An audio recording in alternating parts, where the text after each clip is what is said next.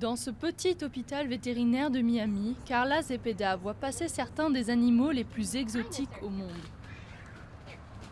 C'est sa danse nuptiale, donc si je lui présente un bâton, avec un peu de chance, il l'acceptera. Je vais prendre celui-là. Je lui montre un bâton et peut-être que ça va lui plaire ou pas. Avec un peu de chance, il va l'accepter et le placer dans le nid.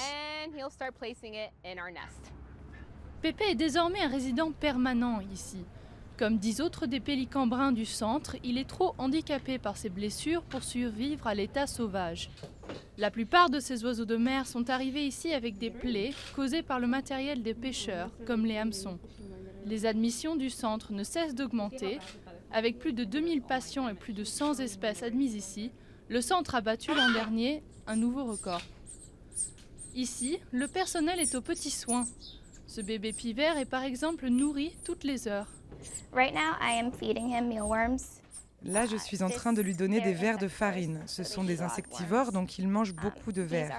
Ces vers étaient vivants avant d'être découpés et morts. Mais lui, il est à l'âge où il peut les manger vivants. Et puis, c'est un bon mangeur. Pour les employés de ce centre créé il y a plus de 36 ans, l'augmentation du nombre de patients démontre une prise de conscience générale au sein de la population. Les gens ont désormais le réflexe de signaler les animaux blessés. En revanche, le commerce d'animaux exotiques est un fardeau difficile à porter.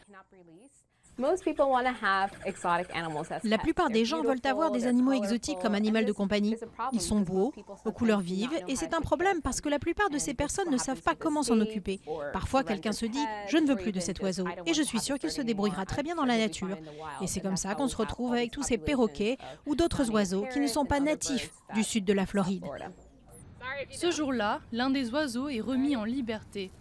C'est l'un des plus grands succès du centre. 3 pélicans bruns sur 4 sont remis en liberté après avoir été soignés. Mais pour les employés, le travail continue. Il faut surtout éduquer le public sur la façon de s'occuper de ces animaux.